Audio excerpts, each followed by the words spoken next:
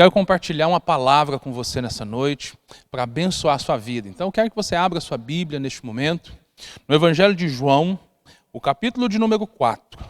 E nós vamos receber algo poderoso da parte do Senhor. Na manhã de hoje eu comecei a ministrar um tema muito especial para a vida da igreja. Se você não teve a oportunidade de participar, eu quero te convidar a estar assistindo um dos cultos, ou seja, a mensagem ou do culto das 8h30 ou então das 10 horas, para que você possa ter acesso a esse conteúdo tão precioso. E a mensagem dessa noite, eu quero, na verdade, dar sequência naquilo que nós começamos a falar pela manhã. Se você não assistiu, quero te recomendar, após o culto ou durante a semana, você possa assistir também esse conteúdo. Nós vamos deixar aqui os links, tudo preparado para que você possa participar disso e ser abençoado também nesse tempo. Evangelho de João, capítulo 4, a partir do verso de número 4. Era-lhe necessário passar por Samaria. Assim, chegou a uma cidade de Samaria, chamada Sicar, perto das terras que Jacó dera a seu filho José. Havia ali o poço de Jacó. Jesus, cansado da viagem, sentou-se à beira do poço. E isto se deu por volta do meio-dia. Nisto veio uma mulher samaritana tirar água. E disse-lhe Jesus: dei-me um pouco de água. Os seus discípulos haviam ido à cidade comprar comida. A mulher samaritana lhe perguntou: como o Senhor, sendo judeu, pede a mim, uma samaritana, água para beber? Pois os judeus não se dão bem com os samaritanos. Jesus lhe respondeu: se você soubesse o dom de Deus, se você conhecesse o dom de Deus e quem lhe está pedindo do água, você lhe teria pedido e ele teria dado água viva. Disse a mulher: o Senhor não tem como tirar a água e o poço é fundo. Onde pode conseguir essa água? Acaso o Senhor é maior que o nosso pai Jacó, que nos deu o poço do qual ele mesmo bebeu, bem como seus filhos e o seu gado? Jesus respondeu: quem beber dessa água terá sede outra vez, mas quem beber da água que eu lhe der, nunca mais terá sede. Ao contrário, a água que eu lhe der se tornará nele uma fonte de água a jorrar para a vida eterna. Querido, essa é a história de uma mulher que nós não sabemos o nome, mas nós sabemos que ela morava na cidade de Sicar. E nós sabemos algumas coisas a respeito dessa mulher. Você sabe que essa mulher, ela estava naquele poço, ou seja, ela foi àquele poço para saciar uma necessidade natural dela. Uma necessidade, ou seja, todos os dias as pessoas iam a esse poço para buscar água para a sua vida cotidiana. Contudo, o que é importante a gente pensar nesse texto, pensar neste momento aqui, é que essa região de Samaria era uma região extremamente quente. E era o costume das mulheres irem pela manhã buscar água. Mas essa mulher em especial, ela ia ao meio-dia. Isso nos faz pensar algumas coisas. E você conhece a história, você vai ver que no desenrolar da história, Jesus vai desvendar o coração dela diante dela mesmo. E desvendar qual era a motivação pela qual ela estava lá naquele momento. De fato, ela estava lá para saciar uma necessidade física, uma necessidade natural, mas existia algo muito maior que estava oculto e que precisava ser saciado. O texto diz que era necessário que Jesus passasse por Samaria. E não por causa de um aspecto geográfico, era necessário porque aquela mulher precisava de uma transformação, aquela mulher precisava receber algo novo na vida dela e Jesus poderia mudar isso.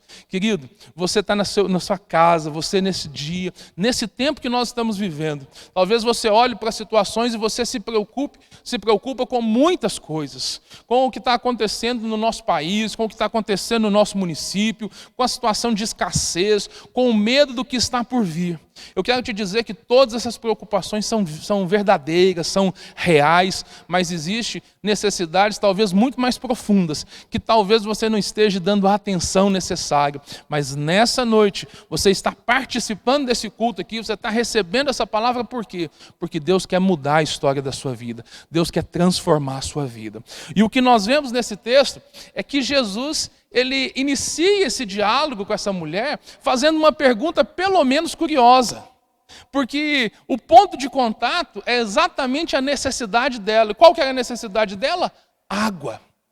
Água. É uma necessidade básica. Todos nós precisamos. E o que é que ele faz? Ele pede água a essa mulher. E aqui há algo precioso para a gente aprender. Para a gente entender na nossa relação com Deus. Você sabe, o Senhor, Ele era e continua sendo, Ele era 100% Deus. Ele era plenamente Deus, melhor dizendo. Mas Ele também era plenamente humano. O texto diz que eles estavam ali, Jesus estava cansado da viagem, estava com fome. Os discípulos haviam ido à cidade para comprar alimento e ele parou ali para poder esperar aquela mulher. Ele parou ali para poder abençoar a vida daquela mulher. Agora preste atenção, Jesus é todo poderoso, Jesus tem todo o poder e você acha que realmente a ideia dele em puxar a conversa com ela era saciar sua sede? Era porque ele estava necessitado de água? É evidente que não, mas é a forma como ele entra em contato, como ele faz contato com ela. E a gente percebe que isso traz um certo desconforto. Desconforto por quê? Porque aquela mulher, na verdade, ela não queria ser vista, ela não queria ser encontrada, ela não queria conversa com ninguém. Por quê? Por causa da situação que ela estava vivendo. Você sabe que o relacionamento que ela vivia naquele momento estava em crise, não era o melhor e, de fato, ou seja, ela já havia passado por outros tantos relacionamentos. Com certeza, outros problemas também estavam perturbando aquela mulher. Possivelmente ela fugia do contato com as outras mulheres, porque as mulheres a recriminavam pelo estilo de vida dela. Então, ou seja, ela não queria contato, ela queria, na verdade, o que nós podemos chamar de isolamento. Ela queria se proteger daquela situação que foi causada pelas suas próprias escolhas, mas ela queria se proteger se isolando de todas as coisas. Eu queria que você entendesse que o isolamento, muitas das vezes, ele é uma grande armadilha. É uma grande armadilha que você cai quando você se isola, tentando se defender e, na verdade, ou seja, fugindo daquela pessoa que pode te ajudar. Fugindo, muitas das vezes, daquele que pode resolver o seu problema. Aquela mulher não sabia que era Jesus, mas a resposta dela é a resposta daquela pessoa que não quer contato, que não quer se encontrar, que não quer resolver, que quer, na verdade, ou seja, encerrar o assunto. A mulher samaritana, ela perguntou: Senhor, como o Senhor, sendo judeu, pede a mim, uma samaritana, água para beber? Ela questiona Jesus, ela não quer contato, mas a resposta de Jesus traz para nós uma chave preciosa. Uma chave que é importante para a gente compreender um princípio, o propósito de Deus, não apenas para essa mulher, mas para nós. Jesus respondeu da seguinte forma: se você conhecesse o dom de Deus e quem está ali pedindo água, você lhe teria pedido e eu lhe teria dado água viva. Eu quero destacar essa palavra dom. Foi traduzida aqui na Nova Versão Internacional como dom, mas nas versões mais antigas, revista e atualizada, você vai encontrar, na verdade, muitas das vezes, a palavra graça. Muitas das vezes, a palavra presente. E o que nós queremos compreender? Se você conhecesse o presente de Deus, se você conhecesse a graça de Deus, olha, você saberia que o que eu posso te dar é muito maior do que o que você tem a oferecer. Sabe que, na verdade, o Senhor Jesus Cristo está falando com essa mulher, ele está falando de graça. Presta atenção, essa mulher não merecia esse cuidado de Jesus, não merecia esse encontro com Jesus, mas Jesus, por amor, ele alcança essa mulher e mesmo com essa resistência, ele insiste. E você percebe o seguinte, a mulher, ela é tipo a gente mesmo, né? Muito teimoso. Porque ela continua resistente. Jesus fala para ela e no versículo 11 ela disse a mulher: o Senhor não tem com que tirar a água. Ela não creu de primeira. O Senhor não tem como tirar a água. E além do mais, o poço é fundo. O Senhor não tem como tirar a água, o poço é fundo. Essa mulher só tinha olhos para a dificuldade. Só tinha olhos para a impossibilidade. Talvez semelhante ao que você está vivendo. Talvez todas as alternativas que são apresentadas a você, todas as oportunidades que estão diante de você, você olha para isso e você só enxerga o que não pode dar certo. Comigo nunca dá certo, eu não posso, eu não dou conta. Querido, eu preciso que você entenda de uma coisa. Você não é fruto do acaso. Há um propósito determinado por Deus para a sua vida. Essa mulher, ela foi encontrada por Deus aqui, pelo nosso Senhor Jesus Cristo, porque Deus tinha um propósito na vida dela, um propósito que ia alcançar a vida dela e a vida de sua cidade. Mas o que estava impedindo ela de viver o propósito dela? Eu quero mostrar para você nessa noite que o que impedia ela de cumprir o propósito de Deus era tão somente a maneira como ela conduzia a sua vida. A sua vida era orientada pelo quê? Pelas suas vontades. Por que ela se envolveu em tantos relacionamentos? Porque ela queria ter a solução dos seus problemas, ela queria suprir as suas necessidades, ela queria viver um mundo ideal. Querido, nós vivemos um tempo em que as pessoas estão fantasiando um mundo ideal e elas vivem presas numa ideia de que se eu tivesse isso ou se eu tivesse aquilo, as coisas seriam melhor. Se eu tivesse casado com a pessoa A, B ou C, a minha vida seria melhor. E o que acontece? As pessoas vão trocando de casamento, o primeiro, o segundo, o terceiro, o quarto. Por quê? Porque elas acham que, na verdade, ou seja, se substituir o outro, resolve o problema. Não resolve. Enquanto nós não resolvemos aquilo que está dentro de nós, não vai fluir na sua vida. E nós podemos pensar isso sobre trabalho, nós podemos pensar isso sobre igreja. Olha, as pessoas, na verdade, elas estão projetando um mundo ideal que, na verdade, não existe. Porque esse mundo ideal que é projetado é baseado tão somente na satisfação pessoal. E aí o que acontece? Quando nós vivemos a partir dessa perspectiva, o sofrimento é real. Essa mulher, com certeza, ela era adepta daquela filosofia que muitas pessoas vivem nos nossos dias. Pastor, eu tenho direito de ser feliz. Então o primeiro casamento não deu certo, o segundo casamento não deu certo, o terceiro casamento não deu certo. E essa mulher não era feliz. Essa mulher não era feliz. Prova disso é a maneira como ela está vivendo. A incredulidade e as limitações que ela está apresentando e a maneira, a dificuldade de enxergar uma perspectiva de uma vida melhor. Mas entenda uma coisa, Deus tem um propósito maior para você. Eu disse hoje pela manhã, falando sobre a vida de Salomão, e eu disse o seguinte: o propósito de Deus para a sua vida é sempre maior do que você. Mas é necessário que você volte os seus olhos para aquilo que Deus deseja fazer na sua vida e não apenas para aquilo que você quer. Nós temos muitas pessoas que estão sofrendo, por quê? Porque vivem a sua vida buscando satisfazer os seus próprios desejos. Nós aprendemos que muitas pessoas oram e não recebem porque oram errado, oram mal. Por que oram mal? Porque oram para satisfazer seus próprios desejos. Não pensam nos outros. Nós vimos o exemplo de Salomão, que Salomão, ele teve a oportunidade que a maioria de nós gostaria de ter, ter uma experiência com Deus, em que Deus vem até ele e diz: pede o que você quiser e eu vou te dar. Salomão escolhe fazer o quê? Eu quero sabedoria, para que eu possa ministrar justiça na vida do teu povo. Sabe o que ele estava dizendo? Eu quero ser capacitado para viver o propósito que o Senhor definiu para mim. Essa mulher aqui, ela vem buscar água. Mas por quê? Para saciar a sua maneira de viver, as suas necessidades físicas.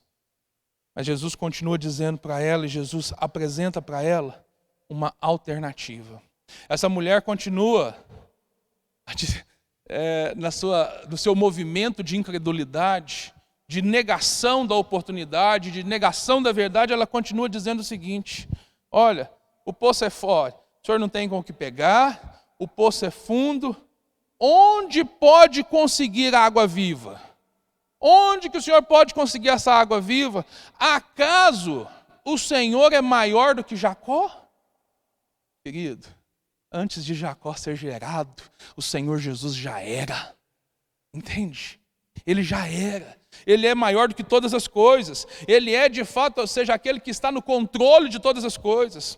Acaso o Senhor é maior do que o nosso pai Jacó, que nos deu o poço, do qual ele mesmo bebeu, e bem como os seus filhos?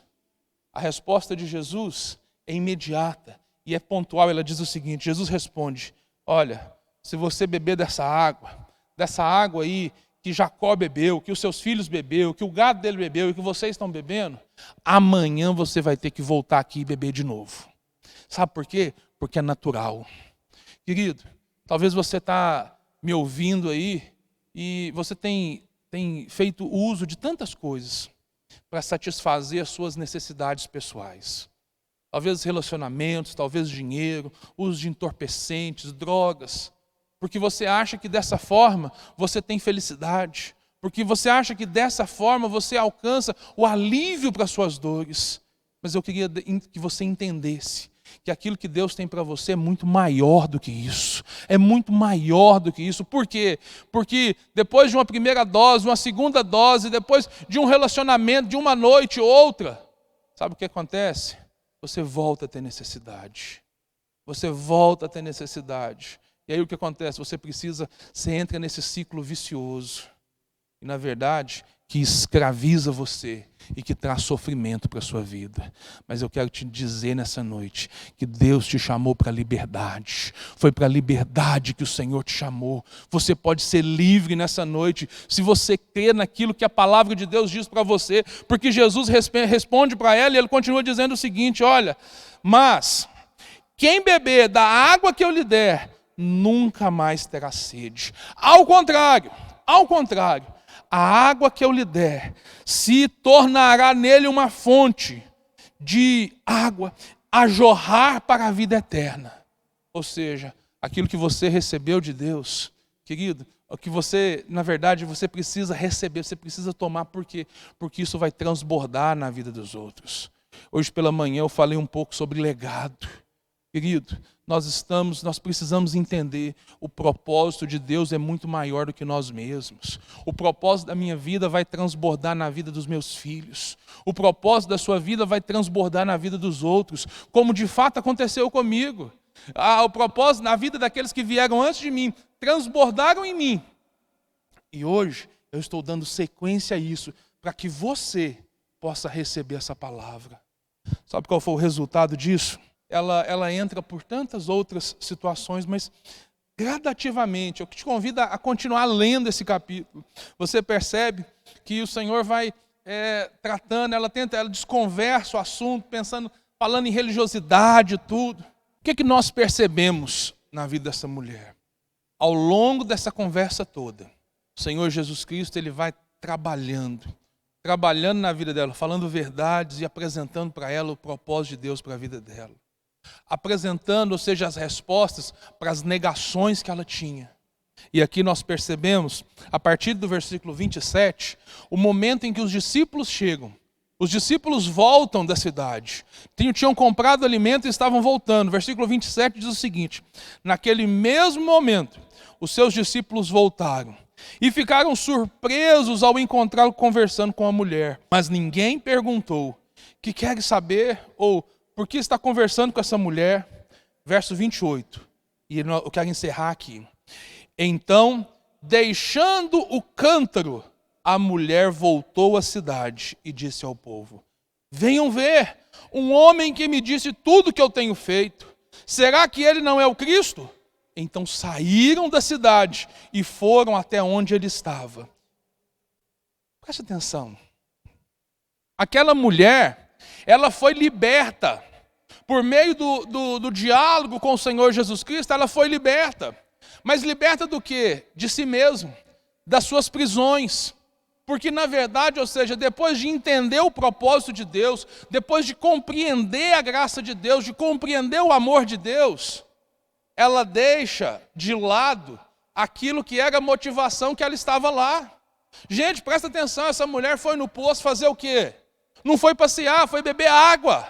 Foi buscar água para sua casa. Aí quando os discípulos chegam, o que ela faz? Ela sai de mansinho, deixa o cântaro lá e volta para a cidade. Agora presta atenção, a mulher que estava evitando as pessoas, vai atrás das pessoas agora, para dizer o seguinte: olha, tem um homem lá no poço, e esse homem disse para mim tudo que eu tenho feito. Será que ele não é o Cristo? Essa mulher que era uma adúltera, essa mulher que era uma mulher pecadora, era uma mulher marginalizada pela sociedade, de um instante para outro, ela se tornou uma evangelista. Ela se tornou alguém que entra dentro do propósito de Deus para quê? Para que uma cidade inteira pudesse ser salva. Você consegue perceber que o propósito de Deus para a vida dessa mulher não era apenas resolver a vida dela, mas era resolver a vida de uma cidade inteira. Mas para isso era necessário libertar ela do egoísmo, libertar ela das suas prisões interiores, libertar ela dos seus pecados. Querido, foi para a liberdade que Cristo te chamou. Liberdade para quê? Para viver o propósito de Deus. Porque se você viver o propósito de Deus, se a sua vida estiver alinhada com o propósito de Deus, querido, nada vai te faltar. Evangelho de Mateus, capítulo 6, verso 33.